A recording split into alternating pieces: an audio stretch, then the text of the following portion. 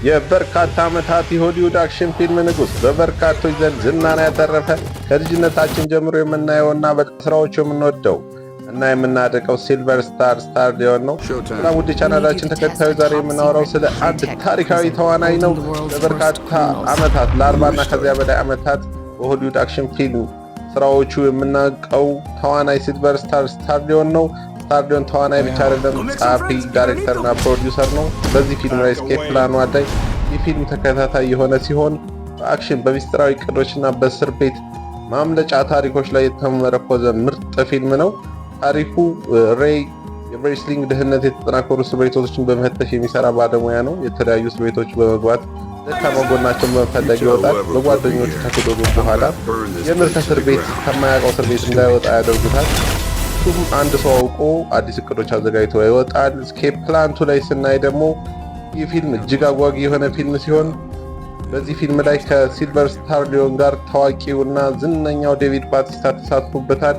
በፊልሙ የሚያጠነጥነው የሬይ ቡድን አባል በከፍተኛ ቴክኖሎጂ በተገነባ እስር ቤት ውስጥ ይታሰራል። ይህ የስራ ባልደረባው በሰውነት ብቃቱ ማለትም በፍልሚያ ጥሩ ቢሆንም የሬይ ምክርን እያስታወሰ ከእስር ቤት ለማምለጥ ይሞክራል፣ ግን አይሳካለትም። ሬይም ጓደኛውን ለማዳን ሲል ሆን ብሎ ወደ እስር ቤቱ ተይዞ ይገባል ማለት ነው። እናም አዲስ የማምለጫ ዕቅድ አዘጋጅቶ በዚህ ፊልም ላይ እጅግ ዘመናዊ ቴክኖሎጂ፣ ጠንካራ ውጊያዎች ያሉበት ቢሆንም ሬይ ግን በአዲስ ዕቅድ እስር ቤት ውስጥ ዘልቆ በመግባት ጓደኛውን ሊያስመልጠው ችሏል ማለት ነው ከዴቪድ ባቲስታ ጋር በመጣመር። ከዛ ኤስኬፕ ፕላን 3 ዘ ኤክስትራክተር 2019 ላይ የተሰራ ፊልም ነው። ይህ ክፍል የኤስኬፕ ፕላን የመጨረሻ ክፍል ሲሆን የሬይ የቅርብ ሰው የሆነች በአደገኛ ቡድን ትታፈናለች።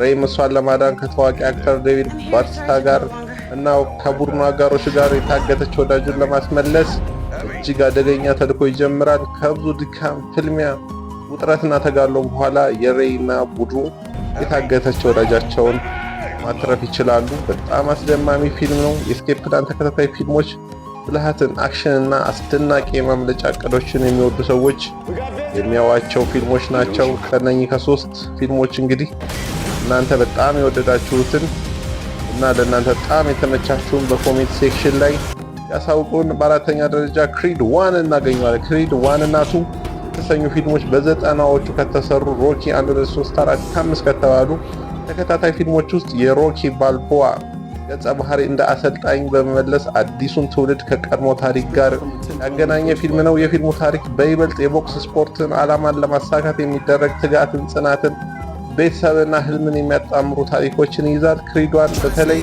የሚጀምረው በአዶኒስ ክሪድ ሲሆን እሱ የታዋቂ የቦክስ ሻምፒዮን አፖሎ ክሪድ ልጅ ነው። አዶኒስ የአባቱን ስም ለማስከበር የቦክስ ሙያ ይጀምራል። ለዚህም ከአባቱ የቀድሞ ተፎካካሪ ጓደኛ ከነበር ሮኪ ጋር ባልቦ ስልጠና ወስዶ እጅግ አስደማሚ ፊልም ያሳየናል። ከዛ ክሪድ 2 እናገኛለን። በሁለተኛው ክፍል አዶኒስ ከባድ ፈተና ይገጥመዋል። ተቀናቃኙ የአባቱን ህይወት የወሰደው ቦክሰኛ ልጅ ነው። ይህ ግጥሚያ ለአዶኒስ የሻምፒዮንነት ብቻ ሳይሆን የቤተሰብ ታሪክን፣ የአባቱን ክብር የሚመለከት ትልቅ ፈተና ይሆናል። በሮኪ እርዳታ ጠንክሮ ይለማመዳል። በመጨረሻም ፍልሚያ ያደርጋል። ፊልሙ በጥንካሬ ይቅርታን እና ለቤተሰብ ያለውን ዋጋ ያሳያል። ከዛ ዘ ኤክስፔንደብል እናገኘዋለን። ኤክስፔንደብል 2010 ዓ.ም ደግሞ የብዙ አክሽን ኮከቦች በአንድ ፊልም ያሰባስባል። ዘ ኤክስፔንደብል 1 2 3 4 አለው። እነዚህ ፊልሞች የ1980ዎቹን እና የ1990ዎቹን የአክሽን ጀግኖች በአንድ ስክሪን ላይ ያሰባሰበ በመሆኑ ብዙዎች አድናቂዎችን ያስደሰተ ፊልም ነው። ይህ ተከታታይ ፊልም በዓለም የታወቁ የአክሽን ተዋናዮች በአንድ ፊልም ያሰባስባል። ፍንዳታ፣ ጠንካራ ውጊያዎችና ከፍተኛ የአክሽን ትዕይንቶች የዚህ ፊልም መለያዎቹ ናቸው። ዘ ኤክስፔንደብል ቁጥር 1 ቡድኑ አደገኛ ለሆነ ተልዕኮ ሲሰማራ የሚያሳይ ነው። ዘ ኤክስፔንደብል 2 ደግሞ ስናየው ዘ ኤክስፔንደብል 2 ከመጀመሪያው የበለጠ ትልቅ የአክሽን ትዕይንቶችና በርካታ ታዋቂ ተዋናዮች ያሳተፈ ፊልም ሲሆን ቡድኑ ለጓደኞቻቸው ፍትህ ለማስገኘትና አደገኛው ጉዞ ሲጀምሩ ያሳያል። በዚህ ፊልም ላይ ታዋቂው የፊልም አክተር ጄን ክላውድ ቫን ዳም እና እንዲሁም እሱን ይተካል ተብሎ የታሰበው ወይም የተካው ማለት ይቻላል ስኮት አትኪንስ እንደ ቪላን ሆነው እናገኛቸዋለን። ይህ ፊልም በወቅቱ በፊልም አፍቃሪያን ዘንድ ትልቅ ተቀባይነት ሊያገኝ የቻለ እጅግ አስገራሚና አስደናቂ ፊልም ነው። ከዛ በ8ኛው ደረጃ ዘ ኤክስፔንደብል 3 2014 ላይ እናገኘዋለን። ይህ ፊልም አዲስ ወጣት አባላት የተለያዩ ችሎታ ያላቸው ወደ ቡድኑ ሲቀላቀሉ እና ኤክስፔንደብል 3 ላይ የቆዩ አክተሮች ያላቸውን ልምድን ቡድኑ ከተቀላቀሉ ወጣቶች አዲስ ኃይል ጋር በመዋሃድ ወይም በማጣመር ፊልሙ የተለየና አዲስ ገጽታ ያለው ታሪክ እንዲይዝ አድርጎታል። እጅግ አስገራሚና አስደናቂ ፊልም ነው። ከባድ የሆኑ ውጊያዎችና ፍልሚያዎች ሲደረጉ ያሳያል። ከዚህ በመቀጠል ዘ ኤክስፔንደብል 4 እናገኘዋለን። ይህ ፊልም ቡድኑ አዲስ ዓለም አቀፍ ስጋትን ለማስቆም ወደ ተልዕኮ ሲሰማራ ያሳያል። አዳዲስ ፊቶችና ዘመናዊ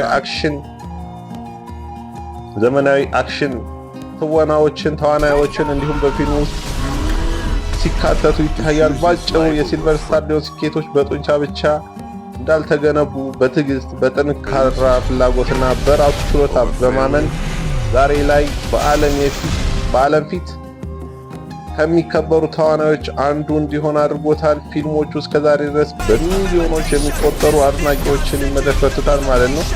በጣም አስደማሚ ፊልሞች ናቸው ዘ ኤክስፔንደብል። ከዛ በመቀጠል በ10ኛ ደረጃ ራምቦ ፈርስት ብለድ እናገኘዋለን። ይህ ፊልም በ1982 ዓ.ም የተሰራ ሲሆን የጆን ራምቦ ገጸ ባህሪ ለዓለም አስተዋውቋል። በዚህ ፊልም ላይ ይህ ገጸ ባህሪ በጦርነት የተጎዳ ወታደር ሲሆን በዋናነት ጆን ራምቦ የቀድሞ ልዩ ወታደር ሲሆን በብልሃት፣ በጥንካሬና በሕይወት ለመትረፍ ባለው ችሎታ ይታወቃል። ራምቦ ፈርስት ብለድ ይህ ፊልም የቀድሞ ወታደር ጆን ራምቦ ወደ አንድ ትንሽ ከተማ ሲገባ ከፖሊስ ጋር ግጭት ይፈጠራል። በደል ከደረሰበት በኋላ ደግሞ ወደ ጫካ በመሄድ የሕይወት ትግል ያደርጋል። ይህ ፊልም አክሽን ስሜታዊ ታሪክ ጋር በጥሩ ሁኔታ ያዋሃደ ምርጥ ፊልም ነው። ከዛ በመቀጠል እንግዲህ የራምቦ 5 ክፍሎች አሉት።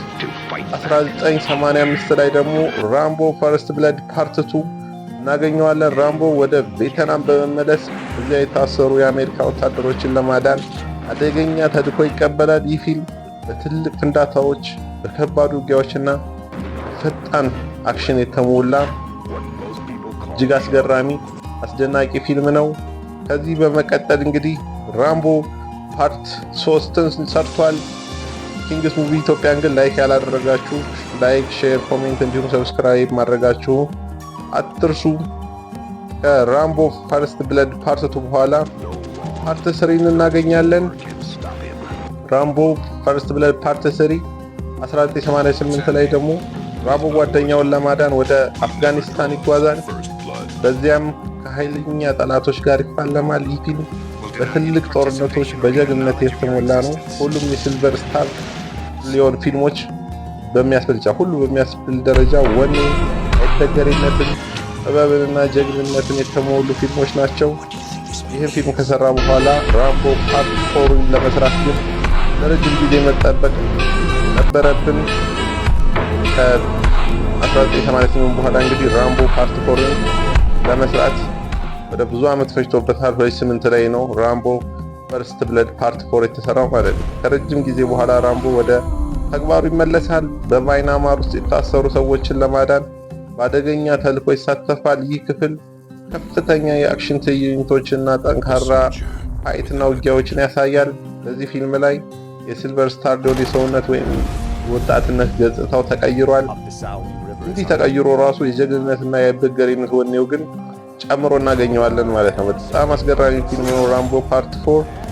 የሱ ምርጥ ፊልሞች ነው እንደዚህ ኦርደር አድርገን ያቀረብንላችሁ። ራምቦ ላስት ብለድ ወይም ፓርት 5 በ2019 የተሰራ የራምቦ የመጨረሻው ክፍል ሲሆን ራምቦ ለሚወደው ሰው ፍትህ ለማስገኘት አደገኛ ወንጀለኞች ጋር ይጋጠማል። በረጅም ዓመት ልምዱና በብልሃቱ ተጠቅሞ ጠላቶችን ይፋለማል።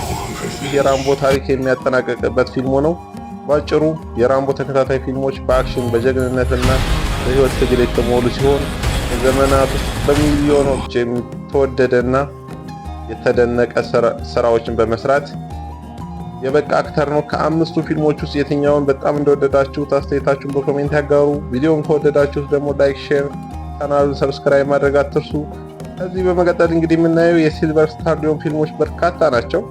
ቪዲዮውን እስከ መጨረሻው ቱልሳ ኪንግ የተሰኘ ተከታታይ የቴሌቪዥን ድራማ ውስጥ በዋና ገጸ ባህሪነት በመታየት እድሜው ቢጨምርም አሁንም በጠንካራ አፈጻጸሙ እንዳለ አሳይቷል። በእርግጥ የሲልቨር ስታር ሊዮን ስኬት በ5 እና በ10 ደቂቃ ቪዲዮ ተናግሮ መጨረስ አይቻልም። እሱ በትዕግስትና በጠንካራ ፍላጎቱና በራሱ ችሎታ ዛሬ ላይም በሆሊውድ ብቻ ሳይሆን በዓለም የፊልም ታሪክ ውስጥ በግንባር ቀደምትነት ከሚከበሩና ከሚጠቀሱ ተዋናዮች መካከል አንዱ ነው።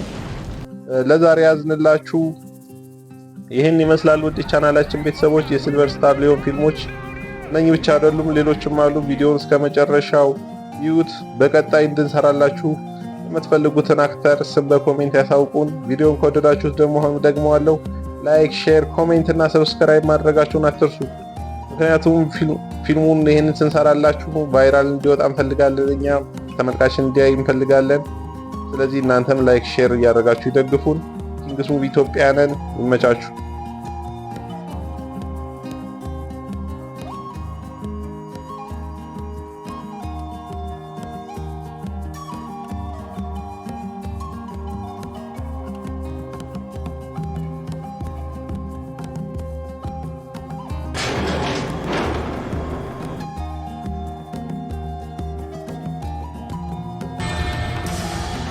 You made a mistake! There's no mistake. Welcome to Gateway, Leone. I pay my debt to the state.